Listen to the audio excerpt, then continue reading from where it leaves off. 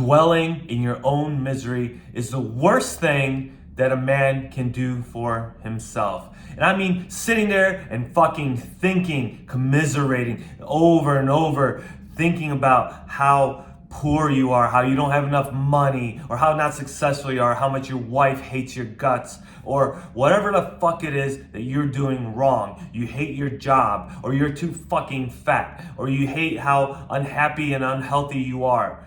Dwelling on it doesn't lead to anything. I've talked before about there's a big difference between having clinical depression, between having some kind of a mental issue. But if you're relatively healthy, and you should go get checked out, but if you're checked out, doctor says you don't have any sort of clinical issues or anything else going on, and you're a healthy person, then dwelling and living in a dark place is extremely unproductive for you. It's extremely destructive. And what I mean by that is that even in my lowest points, the darkest of times, when I was out there sleeping on trains in New York, because that at least was a good place for me to sleep until we got to the end of the line. I had to wake up, get back on the next train, fall asleep till we got to the end of the next line. Even in those moments, I wasn't dwelling on the miserable state, how cold I was, how unsafe I was, and how uncomfortable I was. I still had a positive outlook. And there's a big difference between being ignorant and naive and being optimistic and wise. And I knew that someday I was going to get out of that situation. And I did. But if I had allowed myself to succumb to my environment and to the negative influences around me, to the fact that there were freaking crackheads on the train car next to me, I certainly wouldn't want to be in the same one, because when they smoke that shit, it doesn't smell very good at all. So the fact that kind of stuff was going on around me, I didn't let it get to me. I tried to stay positive. There's one really good example that I can bring up, and it's, you think about the Columbine school shooters, or any school shooter. Those people, they spent hundreds of hours in their own miserable, negative state, thinking about how unfortunate they are, thinking about how much of a victim they are, thinking about how the world is unfair, and they keep thinking, and eventually they drew up and created this horrible monster inside of them that made them come out and do the terrible things that they all have done. So you can either be on that end of the spectrum, or you could be on the other end of the spectrum. And the other end of the spectrum isn't one of naivety and blind optimism. It's one where you confront your demons. You confront the things that are going wrong in your life. And I've talked about this in previous videos, but you take a piece of paper, you start with that, and you write out the things that you want, and then you write out all the negative points in your life on the other side of the paper. If you can just start with that, and then you can start moving forward, but don't stay in a miserable state. Don't let it dwell on you, because you're gonna pull yourself darker into deeper, darker places, and it's gonna be very hard for you to go out and find a good job. It's gonna be very hard for you to be nice to other people. It's gonna be very hard for you to be nice to your wife or your girlfriend, or if you're trying to date somebody and you go up to some girl and you're this miserable fuck. I mean, it's all over your face. She's gonna know that something's off, that you already come up to her expecting that she's gonna turn you away because you're a fucking loser. You feel like a fucking loser, and you go up to somebody and try and talk to them, maybe at a job interview. If you're jaded already and you're like, man, I'm not gonna get this job anyway. You go into the fucking interview, I mean, people can sense it. We're still animals to a point where you can sense. A dog can tell when a storm is coming, or when people around it are nervous. And the same thing happens to us. We can tell when you're trying to fake it, or if you're worried, or if you're feeling sort of anxiety or apprehension or depression. We can read it all over your fucking face. I'm not telling you to just snap out of it. That was a shitty fucking snap. Okay, whatever, fuck it. All I'm saying is that if you can't just I'm not telling you to snap out of it. I'm not telling you to go from being miserable and being unhappy and being like, fuck man, I wish I could live like Mike.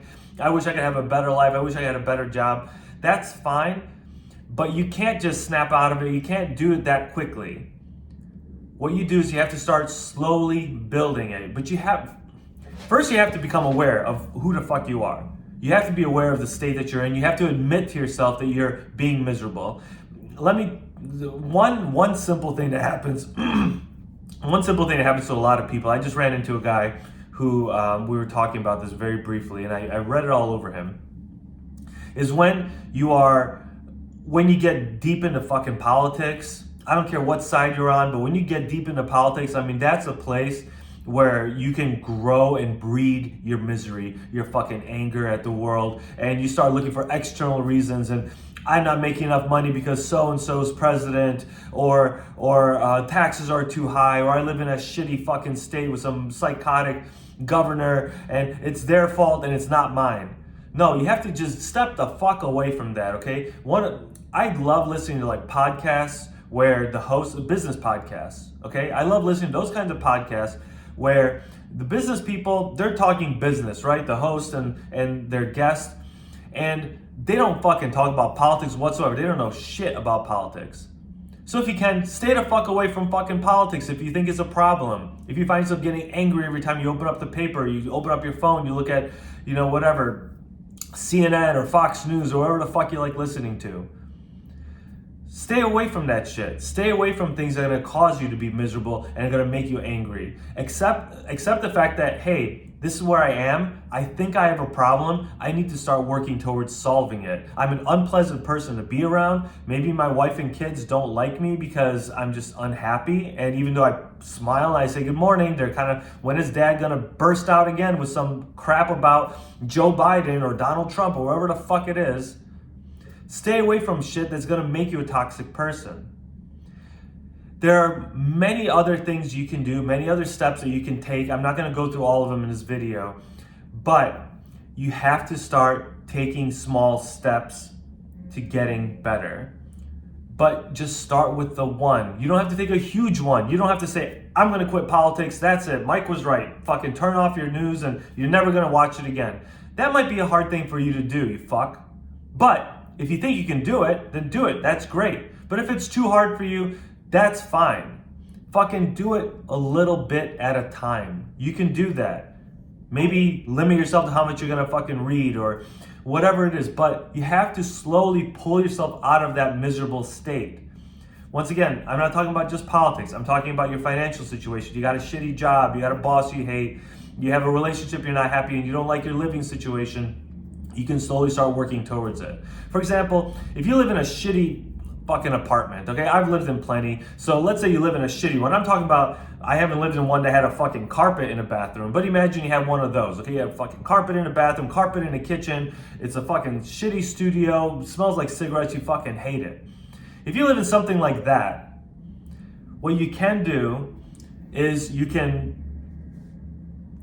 you live in something like that, what you can do is think about where do you want to live next.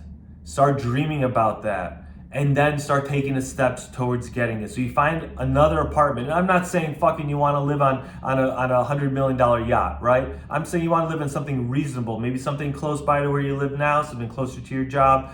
Find something like that and then start getting more granular on how you're going to get there. Like if you look at a picture and you make this big fuzzy, I'm gonna get somewhere eventually, you're not going to be able to find fulfillment in there unless you break it down into concrete steps. How much money is this apartment going to cost you? How are you going to make that additional money? How are you going to sustain that additional money? You're not going to just go out and buy some weed and fucking start selling it. You're going to make a bunch of money quickly. Like if you're going to start selling fucking weed, first off, you're a dumbass. But if you're going to start doing that, you have to do it sustainably. I'm not going to get caught. Well, guess what? A year from now, when you have to re-sign your lease at your new place, you still better be selling weed. So don't fucking get into drugs, get into something that you think you're gonna enjoy. So if you gotta find another job or maybe get certified or something so you can like get one of the things I did when I was doing, not really well, right? And I was working at fucking fast food. I said, I wanna live in a better place. I wanna have more money. So I went out and got a security guard certification. I became a certified security guard. Now I was more marketable and I was able to go from making $7 an hour to $10 an hour. And that was a huge fucking difference. That made a big difference for me, helped me be able to pay some kind of bills. I was able to actually start buying food rather than stealing it from work all the fucking time. So start making the small steps. Start taking the small steps onward. And you have to know and remember and realize that you're actually going to be the steps that you're taking to self-improvement. And I'm gonna take this analogy now to the gym, to working out. I'm on that journey right now, right? I'm doing fine financially, I'm happy, blah, blah, blah, but I'm trying to fix up my fucking body. When you start going to the gym initially, when I did, especially, I started with some bitch ass little dumbbells and it was fucking embarrassing. I mean, here I am, I'm a full grown man in my 30s and I'm fucking working out like 10 pounds. You know, it was embarrassing. But you know what? It's not a linear growth that's gonna take you forever. You start growing geometrically, meaning that you have a little bit of growth, but you're gonna grow up. It's like steps. You're not just gonna be going slowly working your way up. You're gonna be able to take big steps, especially the longer and more consistently you do it. And that's what I did. I worked harder, I stayed consistent, but over time I was able to jump up and up and up and up. For example, the other day, I finally ran a 4-minute 40-second mile. I have not been able to run 5-minute mile or faster, I don't think ever in my fucking life. I can't believe it. It's the growth over 7 months of doing this, of running, starting from 10 minutes a day to working my way up to be able to sprint and run as fast as I can. It's been amazing, but it wasn't linear. There were times when I'm running, I say, you know what, maybe I'm going to increase the speed, or I'm going to try and run a longer distance in a shorter amount of time. And I'm able to find out I can do that. And I've had that growth and been able to consistently keep going with it. So the point is that where you are right now, it fucking sucks. Whether you're talking about physical fitness, you're talking about a relationship, you're talking about your finances, your living situation, it fucking sucks. I get it. But you can pick yourself up and you can start taking those small little steps forward, getting out of it. Just as long as you take the first fucking step and then stay consistent. Stay consistent.